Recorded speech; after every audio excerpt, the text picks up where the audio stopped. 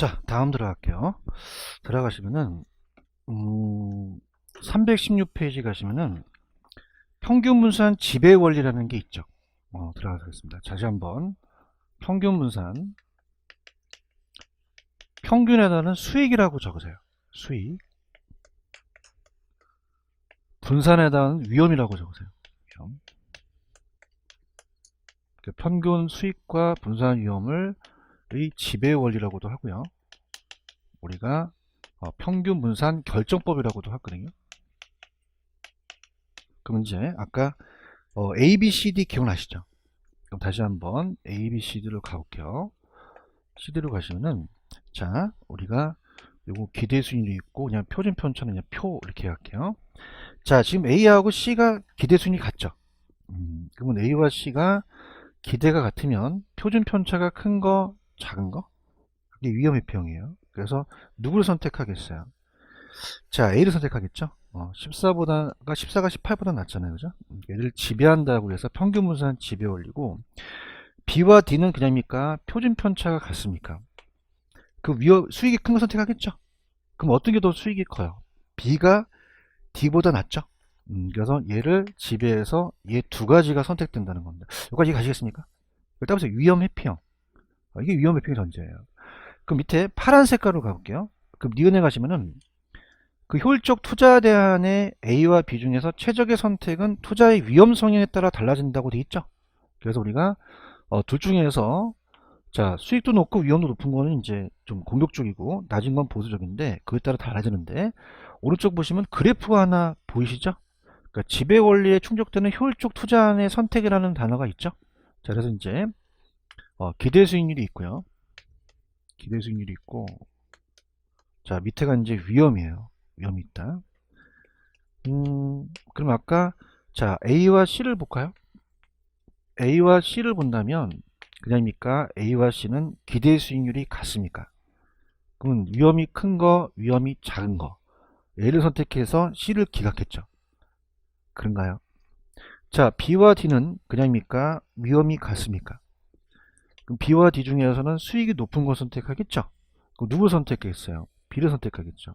자, 얘네들이 따라서 효율적 포트폴리오.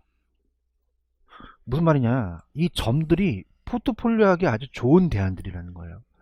자, 이렇게 연결하면 선이 만들어지죠? 이걸 따라서 효율적 전선.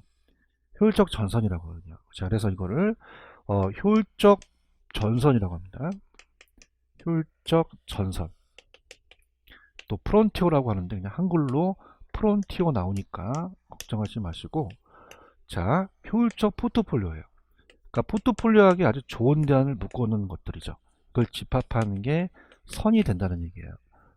자, 이 모양이 우상향한다, 우하향한다. 우상향하겠죠. 위험과 수익이 필요니까. 그래서 우상향한다는 말을 쓰고요. 위험과 수익이 비례관계니까. 이해하셨습니까? 근데 이제 우리가 시험 문제는 굉장히 여러 대안이 나왔었거든요. 그래서 한번 들어보시면은 할게요. 수익은 낮아야 돼요. 수익률은 높아야 돼요. 높아야 되고요. 위험은요. 낮아야 되죠. 그죠? 그래서 좋은 것들을 선택해서 분산 투자하자는 얘기예요. 자, 그러면은 자, 그냥 퍼센트 안 적을게. 10, 20, 30, 40, 10, 20, 30, 40이라 한다면 여러 점들이 이제 있을 거예요. 그 점들을 선택한다는 거죠. 자, 그래서 조금 구체적으로 나가겠습니다. 우리 시험 문제는 여러 대안이 나왔었거든요. 자, 포트폴리오는 집중 투자예요, 분산 투자예요. 그럼 가장 좋은 걸 선택해야겠죠. 그래서 이제 우리가 여러 대안이 만약 그 점들이 A, B, C, D, E, F, G, H, I, J가 나왔어요. 자, 그럽니까? 수익이 같습니까? 위험이 큰 거, 작은 거. A를 선택하죠. 얘네들 지배한다고 얘기해요. 그런가요? 자, 이거 수익이 똑같으니까 여기 중에서 얘네들을 지배하죠? 얘를 지배합니다. 자, 얘는 그냥입니까? 위험이 같습니까? 그럼 가장 높은 걸 선택하겠죠? 그럼 얘네들을 따보세요. 분산 투자. 집중 투자하지 말자는 거죠. 좋은 대안들을 다 가지고 가자는 거예요. 그런가요? 그러면 A, B에 투자하는 게 나아요? A, B, C, D가 나아요? 그럼 이따가 스타트가 이 구성선수가 많을수록 좋아요. 적을수록 많을수록. 많을수록 네 가지를 다 투자하자는 거죠. 이걸 연결한 전선이 무슨 전선? 효율적 전선이라는 거죠. 그런가요? 그러면 우리가 동일한 위험에서 더 많은 수익을 얻을 수가 없어요. 그럼 더 많은 수익을 얻으려면 그럽니까? 위험을 감수해야 됩니까? 그래야지만 수익을 얻죠. 그래서 우상향한다는 게 나올 수 있다는 거죠. 이해하셨죠? 그죠? 좀 깊게 간다면 기출에서 얘는 보수적이라고 그래요. 뭐라고 한다? 보수적이고 낮은 수익 낮은 위험이니까 얘는 공격적 투자라고 그래요. 투자라고 하고요. 그 다음에 이 숫자가 적은 게 좋아요? 4개, 많은 게 좋아요? 2개가 나요? 4개가 나요? 구성자 수가 많을수록 좋죠. AB보다 ABC가 낫고요. AB보단 AC가 더 수익이 높죠. 이렇게 해서 기출문제를 했습니다. 자, 펜 들어보세요. 자, 거기 보시면 이번에 효율적 포트폴리오의 선택이라는 단어가 있나요? 그래서 이 지배 원리에서 선택된 그 대안들을 집합체를 효율적 투자 대안이라 그래요. 아주 좋은 대안, 이 점들을 얘기합니다.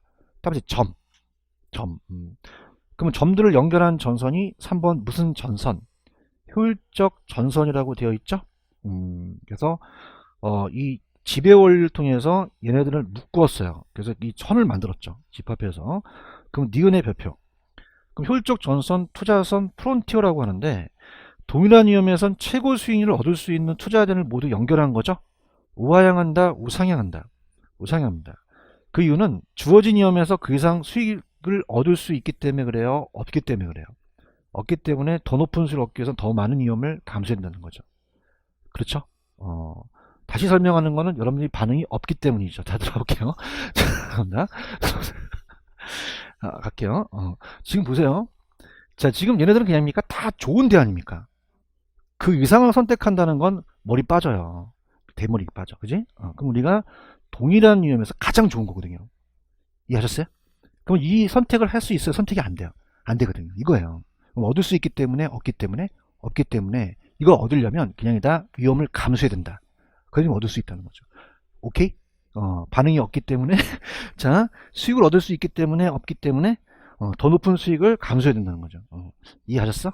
그래서 따라서 우상향, 우상한다는 게 그거예요. 그래서 위험을 감수해야 수익이 올라간다는 거죠. 이해하셨죠? 그죠? 이 지문이 거의 기출에 뜹니다. 이해하셨죠? 그죠? 그 다음에 밑에 가시면 변이계수라는 단어가 있나요?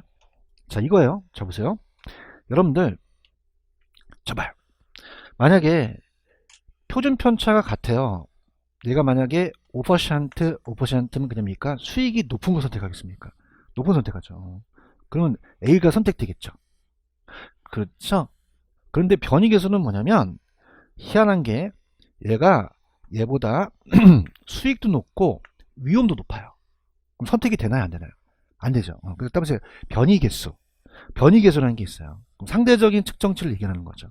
지금 보고 계십니까? 그래서 이 변동계수라고도 나오는데 상대적 위험의 판단을 해요. 그래서 이 변이계수는 자, 변이계수는 위험이니까 낮아야 좋아요. 높아야 된다, 낮아야 된다? 낮아야 된다는 거죠. 그래서 우리가 항상 위험이 올라가니까 알고 싶은 게 표준 편차가 올라가요. 뭐가 올라간다? 지금 보고 계셔요? 위험이 올라가고 표준 편차가 올라가고 그 다음에 기대 수익률이 내려온 거죠. 자, 그래서 기대 수익률당 표준 편차로서 요게 커야 된다, 낮아야 된다, 낮아야 돼요. 그래서 변동계수는 상호 지배관계 있지 않는 기대 수익률의 위험이 서로 다르기 때문에 상대적 위험 척도이기 때문에 변동계수 값이 커야 돼요, 작아야 돼요? 작아야지만 위험이 작다라고 돼 있죠. 넘기시면 그 계산 방식은 뭐 이 저자 강의 했으니까 나중에 그 수치가 커야 돼요, 변동계수가 작아야 돼요? 작아야 되죠. 그래서 이 여러 투자 대안 중에서 편주가 가장 작다고 하여 변동계수가 가장 작은 것은 아니라 이 자체적으로 상대적으로는 측정치를 보는 거죠. 아시겠죠? 그죠? 그래서 이렇게 해서 그 내용은 한번 읽어보시면 돼요. 자, 그 다음에 이제 포트폴리오로 갑니다. 마지막으로 페이지 가시면 325로 갈게요. 325 포트폴리오라는 단어가 있어요. 자, 이제 다 왔어요. 포트폴리오 별표 이거 3개 치세요. 아주 중요합니다. 포트폴리오. 그래도 굉장히 중요하네요. 집중 투자예요, 분산 투자예요? 분산 투자. 그래서 우리가 구성자산 수를 적게 해야 돼요, 많이 해야 돼요? 많이 해야 되죠. 기억나시죠? 그죠? 그래서 이제 우리가 들어갑니다. 포트폴리오 이제 다 왔어요. 이것만 하면 거의 끝나는데, 자, 포트폴리오는 부동산에서 발생하는 게 아니라 주식시장에서 나왔습니다. 자, 그래서 주식이라는 자체가 얘가 만약에 4억이 있다. 그러면 A, B, C, D가 아까 자, 따라보세요. 효율적 포트폴리오. 아까 A, B, C, D 기억나세요? 그러면 저거에 두 개를 투자하는 게 나아요? 네 개를 투자하는 게 나아요? 구성산 수를 적게 할수록 많이 할수록 분산 효과가 있다는 거죠. 아시겠습니까? 그래서 우리가 이 포트폴리오는 집중이 아니라 분산으로 가져야 되고, 분산 효과를 작게 해야 된다, 분산 효과를 크게 해야 된다. 그럼 구성산 수를 적게 할수록 많이 할수록. 왜냐하면 주식이라는 자체도 부동산도 여기서 따지만 여기서 잃을 수도 있죠. 그래서 이걸 커버할 수가 있고요. 여기서 딴 거를 잃은 걸 커버할 수 있기 때문에 그래요. 그러면 내가 투자하는 구성 자산수를 적게 할수록 많이 할수록 분산 효과가 있고요. 위험을 다 줄이는 건 아니죠. 그래서 비체계적 위험을 줄인다는 거 기억나시죠? 그래서 우리가 어떻습니까? 자, 모든 자산에 오는 위험은요. 자, 인플레나 이자율이나 경기 침체 같은 거는 피할 수 있어요? 피할 수 없어요? 없죠. 모든 자산에 오죠. 그죠? 그래서 이거는 피할 수 있다, 피할 수 없다. 피할 수 없죠. 이걸 따라서 체계적 위험이라고 하고요. 근데 분산 투자를 잘해서 하나만 터졌을 때 우리가 주식회사 할인은 당 만드는 데인데, 자, 개별 자산에 투자했어요. 하나 자산에. 그러면 조류독감이 터지면 이 주가는 떨어지죠. 근데 돼지고기 소고기 만든 데는 올라가겠죠. 그럼 여기서 힌트, 같은 게 좋아요? 반대인 게 좋아요? 반대인 게 좋죠. 이 상관계수가 좀 낮아야 돼요. 아시겠습니까? 그래서 이제 요거는 피할 수가 있어서 우리가 이걸 비체계적이라고 배웠죠. 그럼 피할 수 있는 거는 비체계적 위험을 줄이는 거예요. 자, 그래서 우리가 체계적 위험을 줄이는 게 아니라 비체계적 위험을 감소시킬 수 있다고 하셔야 되죠. 그럼 총위험이라는 자체는 두 가지가 있어요. 자, 체계적은 모든 자산에 오기 때문에 피할 수 있다, 피할 수가 없다. 피할 수 없죠. 인플레라든지 이자라든지 경기 침체. 근데 비체계적은 그냥요, 이 개별 자산 하나에 와요. 그럼 다른 거 투자하면 줄일 수 있죠. 그러면 개별 자산에 올 수 있는 거는 피할 수 없다, 피할 수 있다. 있다는 거죠. 집에 가면 다 까먹으니까 제가 물고기들이에요. 그럼 체계적은 그냥요, 그물이 촘촘히 돼 있어요. 비체계적이다, 체계적이다. 체계적이야. 굉장히 촘촘하기 때문에 이 물고기들이 못 피해요. 그럼 피할 수 있다, 피할 수 없다. 그물이 어떻게 됐어? 비체계적, 체계적. 체계적이라는 거고. 비체계적은 등성등성 돼 있죠. 그러면 이 비체계적은 좀 촘촘해요. 좀 비체계적은 등성등성해요. 이건 비체계적이라는 거죠. 피할 수 있다는 거죠. 할 수 있겠습니까? 정말이에요? 그래서 우리가 포트폴리오로 제거가 가능한 거는 체계적을 제거시켜요, 비체계적 위험을 제거시켜요. 체계적은 감소시킬 수도 없고 제거가 안 되죠. 맞아요? 그래서 이렇게 해보세요. 따보세요. 비계 제거. 그래서 저를 포함해서 옆구리를 다 만져보세요. 그냥입니까? 비계가 쌓였습니까? 빠졌어요. 지금 보고 계셔요? 저도 이제 제 배를 자꾸 보지 마시고, 저도 많이 나온 거 알아요. 근데 이 균형을 봤을 때, 제 얼굴은 좀 괜찮은데, 여기도 많이 나왔어요. 그냥 내 비계를 제거시켜. 그냥 분산 투자해. 그래서 포트폴리오 나오면 옆구리부터 생각해야 돼요. 뭘 제거? 체계 제거는 틀린 질문이에요. 무슨 제거? 체계 제거만 찍어봐. 얘네 또 오게 되는 거예요. 그, 뭘, 뭘 제거시킨다고 하셔야 돼요? 체계는 절대 제거가 안 돼요. 그런가요? 그 다음 이제 이 체계적은 어디서 쓰는 거냐면, 아까 요구 수익률 아시죠? 자, 요구 수익률은 뭐 플러스 뭐예요? 그냥 제가 할게요. 자, 무위험률 플러스 위험 할증률이에요. 그죠? 그러면은 부동산은 안 위험해요? 위험해요? 위험하죠? 그렇죠? 그럼 은행이자가 연 2% 나와야 되는데 부동산은 그냥 돼? 더 나와줘야 돼. 그럼 더 요구하는 거죠. 감수하겠다는 얘기예요. 그런가요? 그럼 내가 2%를 원할 테니까 이건 따라서 체계적 위험. 피할 수 없습니다. 감수를 해야 돼요. 그때 위험은 체계적 위험을 얘기하죠. 그럼 피할 수 있다, 피할 수 없다. 피할 수 없어서 너 2%더 달라는 얘기죠. 그런가요? 그래서 우리가 요구 수익률에서 반영되는 이 위험은 무슨 위험이다? 체계적이에요. 그래서 위험과 수익에 대한 비례관계라는 거는 얘를 얘기하는 것이 얘를 얘기하는 게 아니에요. 아시겠죠? 자, 그 다음에 따라서 상관계수. 이따 보시게 되면 두 자산 간의 수익률의 움직임의 크기거든요. 이따 다 하고 나서 이제 말씀을 드리면, 자, 상관계수예요. 상관계수. 자, 그러면은 상관계수라는 것은 이 수익률의 자산에 대한 방향의 움직임이에요. 같은 방향은 안 좋고요. 반대 방향인 게 좋아요. 반대 방향인 게. 자, 들어가 볼게요. 자, 그러면 A와 B가 있으면요. 자, 아까 조류독감이 터졌죠. 그렇죠? 같은 거 투자하는 게 좋아요? 반대인 거 투자하는 게 나아요? 같은 거 투자하면 그냥 가는 거예요. 제가 어렸을 때부터 닭을 좋아해요. 조류독감이 터졌는데. 그래서 내내치킨, 교촌, BBQ. 어머, 그냥이야? 다 닭 만드는 데야. 다 비슷하죠? 그렇죠?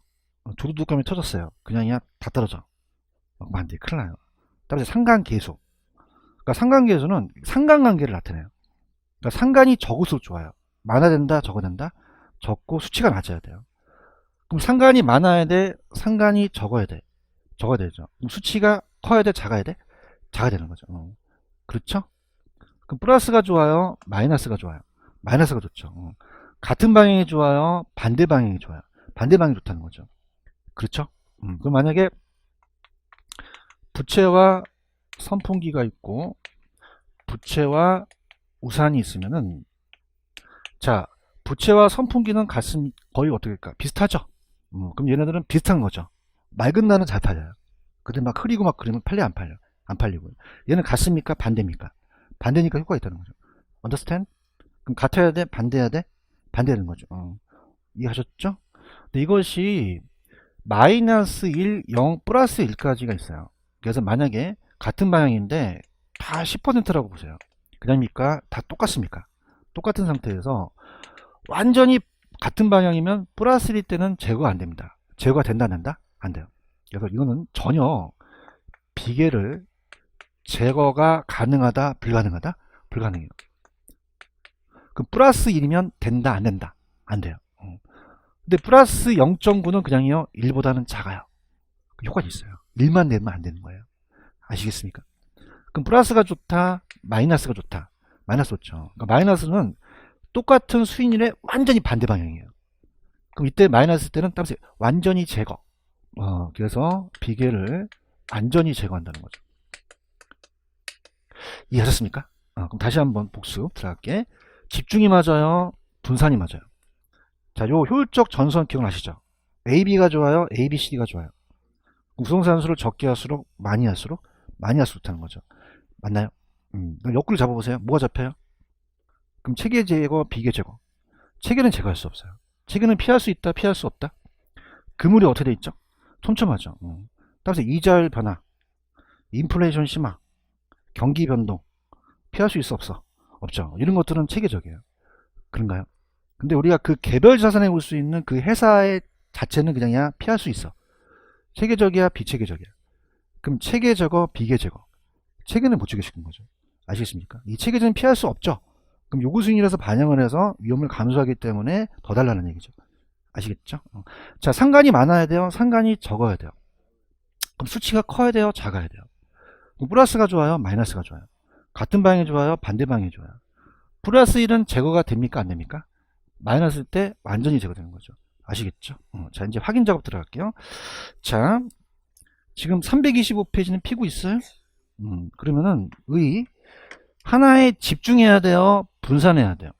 그래서 집중이 아니라 두 번째 분산이고, 안정된 결합편익은 안전하게 가겠다는 얘기예요. 그냥 그렇게 가지고 가시고요. 그 다음에 다 쓸데없고, 밑에 가시면 체계적이라는 단어 있어요? 그럼 총은 체계적과 비체계적인데, 체계적은 그물이 어떻게 돼 있죠? 대답 좀 해주세요. 그물이 피할 수 있나요? 머릿속에 두셔야 돼요. 피할 수 있다, 없다? 없다. 그럼 체계적은 그냥요, 파란 색깔 모든 대안들이에요.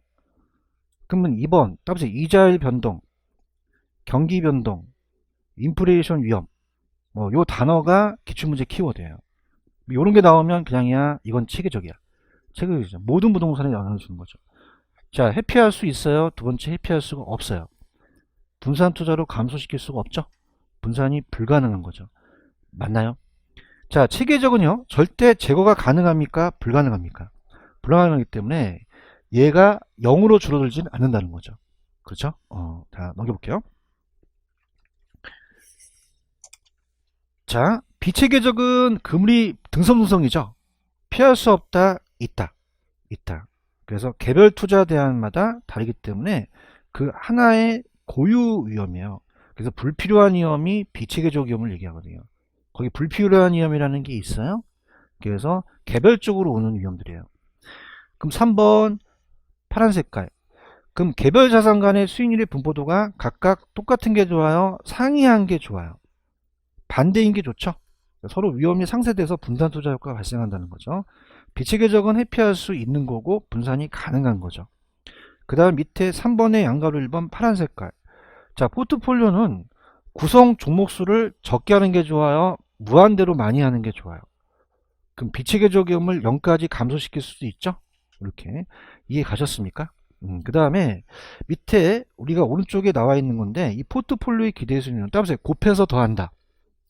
이것도 별표 하나 쳐보세요. 계산 문제가 잘 출제가 됩니다. 나중에 이제 야매도 있긴 한데 그냥 오리지널로 풀게요. 지금 보고 계셔요? 갑니다. 예제 다음 같은 조건에서 부동산 포트폴리오의 기대 수익률이라는 단어 있죠? 자, 포트폴리오의 비중이라는 단어가 있나요? 자, 여기 이제 또 하나 들어가요. 그러니까 포트폴리오의 비중이라는 건 뭐냐면 각각 A와 B의 50%라고 되어 있을 거예요. 몇 퍼센트라고 되어 있죠? 찾으셨습니까? 자, 그럼 무슨 말이냐? 갑돌이가 만약에 지금 100억이 있어요. 그럼 여기다가 50억, 50억 투자한다는 거죠. 이해해야 되는데? 그 몇 퍼센트 투자한 거죠? 50%이기 때문에 나중에 가중평균을 한번 더 해줘야 돼요. 다시 곱해서 더한다. 두 번 작업을 한다는 거죠. 이해 가셨습니까? 그럼 자, 내가 해줄 테니까 그냥 편안하게 들어보세요. 지금 A, B 있어요? A, B? 자, 그럼 편안하게 가지고 가세요. A는 불황때가 20%고 호황때가 70%죠. 그 옆에 있는 40과 60을 따라서 곱해서 더한다. 구하는 겁니다. 그래서 40%를 0.4로 고치시고 60%를 0.6으로 고쳐보세요. 고치셨습니까? 그럼 제가 계산을 한번 해볼게요. 자, 그러면은 20%에다가 0.4를 하면 8%가 나와요. 몇 퍼센트 나온다? 8%. 0.6에다가 70%는 42%가 나와요. 그런다고 하셔야 돼요. 다 계산했으니까. 그러면 따보세요. 50% 수익률이 나온 거죠. 요거 이해 가시겠어요? 그 다음에 지금 B 있어요? B는 0.4에다가 10%를 곱하죠. 4%가 되겠죠. 그 다음에 0.6에다가 30%를 곱하죠. 안 되면 해설 보셔요. 그러면 18%가 되겠죠. 그러면은 얘는 몇 퍼센트? 22%가 된다는 겁니다. 그런가요? 근데 얘네들은 그냥입니까? 50대 50입니까? 그럼 반반씩 쪼개라는 얘기죠. 그럼 되게 쉬워요. 지금 50, 20이 있어요? 자, 반 쪼갤 준비 됐어요? 50의 반은 얼마죠? 절대 어려운 얘기 안 해요. 25가 나오죠? 22의 반, 11이 나오죠.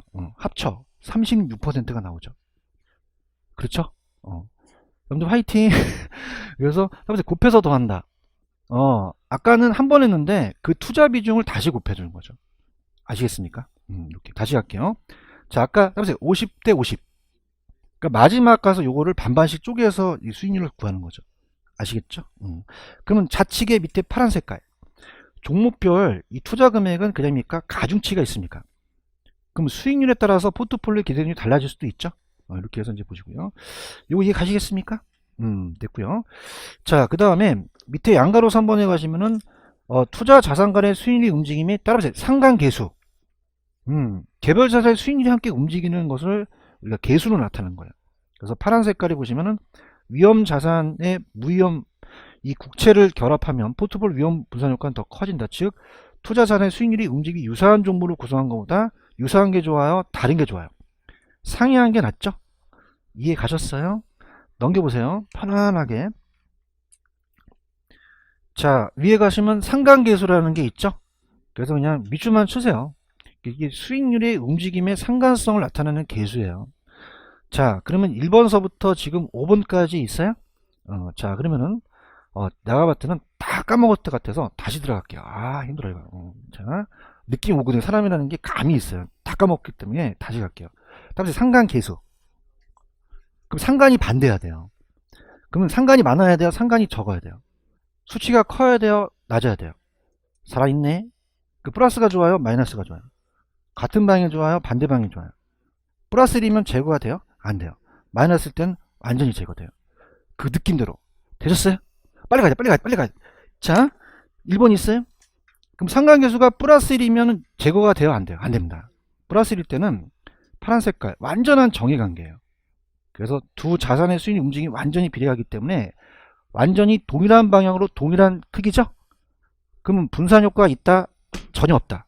플러스 1이면 전혀 없어요. 비례적 위험을 전혀 감소시킬 수가 없다는 얘기죠. 그런가요? 그럼 여러분들 플러스 해야 돼요? 플러스 1이 아니어야 돼요? 아니면 돼요. 그죠? 그래서 플러스 1보다 작은 0.9는 가능하죠. 그래서 즉 수익률의 움직임이 완전히 상호 연관되어 있지 않다면 분산 효과는 존재해요. 어머머머, 이번에 마이너스 1이 있어? 그럼 따라서 완전히 제거. 얘는 비체계적을 완전히 제거해요. 그래서 이 수익률 움직임이 완전한 부의 관계입니다. 부의 관계는 반대 방향이라는 거예요. 그러면 수익률의 움직임이 완전히 그냥해요? 반비례해요? 반대 방향이죠? 그런가요? 그럼 분산 효과가 아주 극대화됩니다. 비체계점을 0까지 줄일 수도 있어요. 따라서 두 자산의 상관계수가 마이너스 1일 경우를 제외하면 이제 비체계점이 0이 되지 않겠죠. 자, 상관계수가 0도 분산 효과는 있습니다. 분산 효과 없다, 있다. 있다. 존재합니다. 그렇게만 가져가세요. 그럼 4번으로 가볼게요. 그럼 결론적으로요. 여러분들 상관계수가 플러스 1로 간다면 분산 효과가 커지겠어요? 작아지겠어요? 마이너스로 갈수록요. 커지겠죠. 그렇죠? 그 다음에 5번에 가시면은 수익률의 움직임의 상관계수까지 고려한다면 수익률 움직임이 동일한 게 나아요? 상이한 게 좋아요? 움직임이 유사한 세 종목의 토트보다 분산 효과가 더 커지겠다는 거죠. 요거 이해 가시겠습니까? 이렇게 가시면 됩니다. 되셨어요? 그 다음에 뭐 326페이지 가시면 그래프가 하나 있긴 한데 또 빼먹은 게 아쉬운데 320페이지 가시면 그래프가 하나 있죠. 그래서 뭐 어려운 건 아니에요. 326페이지 가시면 그래프 하나 찾으셨어요? 자, 이건 뭐냐면 위에가 이제 포트폴리오에 대한 위험이고요. 자, 밑에가 이제 구성자산수라면 구성자산수를 적게 할수록 좋아요? 많이 할수록 좋아요? 근데 이게 꺾여요. 이렇게 꺾여서 자, 이 전체가 총위험이라면 밑에 짝대기는 요거는 줄어들어요? 안 줄어들어요? 그래서 체계적 위험이라고 합니다. 찾았습니까? 그러면 어떻게 돼요? 요건 무슨 위험? 자, 얘는 그냥입니까? 위험이 줄어듭니까? 그럼 비체계적 위험을 얘기하죠. 이렇게 체크만 하시고 자, 마지막입니다. 이제 329페이지로 가보세요. 가시면은 포트폴리오의 장단점이라는 게 있나요? 자, 일단 단점부터 갈게요. 자, 칠판을 보시면요. 이 포트폴리오는 부동산에서 발전됐어요? 주식에서 떴어요? 자, 단점 1. 부동산은요, 황금성이 떨어지죠. 이 시장 상황에 따라서 능동적으로 대응한 포트폴리오에 재수정하거나 관리하는 데 어려움이 있어요. 그래서 부동산, 보통 여러분들 주식은 단타잖아요, 보통. 근데 부동산은 그냥 장기로 가요. 그래서 우리가 부동산은 주식과 달리 장기적으로 구성할 필요가 있기 때문에 조금 접근하기가 좀 어렵죠. 그런가요? 그 다음 맨 밑에 가시면은 세율이 다 똑같겠어요? 부동산 세율이 다르겠어요? 다르게 나타나죠. 그런가요? 근데 단점만 있다, 장점도 있다. 장점이 있어요. 장점에 1번에 파란 색깔 있죠? 자, 합니다. 우리가 같은 게 좋아요? 반대인 게 좋아요? 같은 게 좋아요? 다른 게 좋아? 다른 게 분산 효과가 있다는 얘기예요. 그럼 봐봐. 우리가 여러분들 지역적으로 똑같습니까? 지역별로 다릅니까? 달라요. 그래서 부동성 때문에 지역마다 같다, 다르다. 다르고요. 용도별로 똑같아요, 달라요? 다르죠. 용도별로 개별적으로. 그래서 용도의 다양성 때문에 같다, 다르다. 그럼 같은 게 좋아요, 다른 게 좋아요? 그럼 우리 투자도 개별성, 지역성, 부동성 때문에 포트폴리오 구성이 용이하다는 얘기죠. 아시겠죠?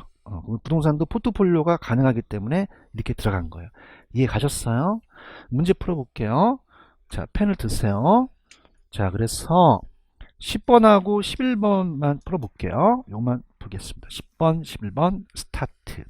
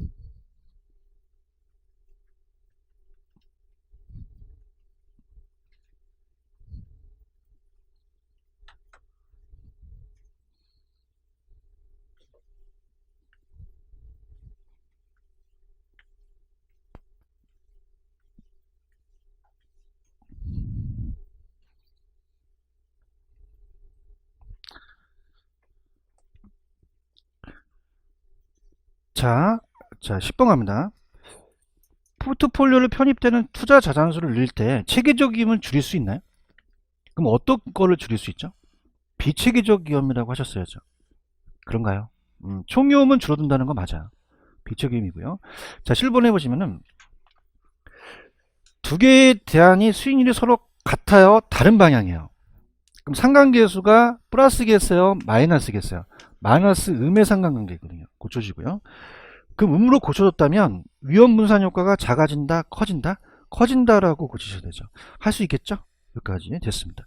자, 이제 286페이지로 가셔서 이제는 안 왔다 갔다 할게요. 이제 순서가 왔어요. 이제 286페이지. 이제는 그냥 순서대로 가면 돼요. 286페이지. 이제 수고하셨습니다. 지금까지. 280 찾으셨어요? 그래서 여기서부터 그냥 천천히 나가면 돼요.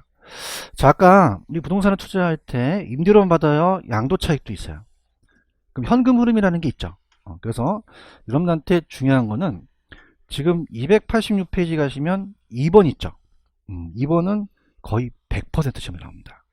영업 현금 흐름이라는 박스가 있죠. 여기는 100%라고 강사가 얘기한 거는 진짜 목숨 걸고 얘기하는 거예요. 그럼 안 중요하다, 중요하다? 별표 3개짜리죠. 치셨습니까? 반드시 쳐요, 반드시. 이게 뭐냐면, 임대사업을 할 때, 그냥야 임대료를 받아.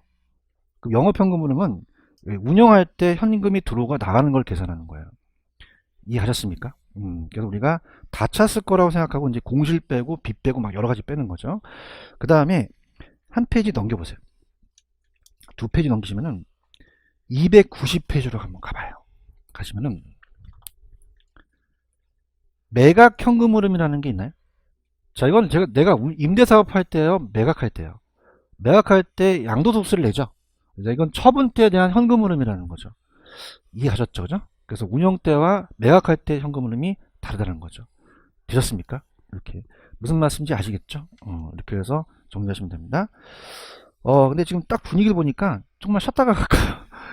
딱 보니까 가기도 좀 그렇고, 좀 보니까 좀 쉬었으면 하는 분위기가 많은 것 같아요. 그래서 조금만 쉬었다 갈게요. 좀 쉬십시오.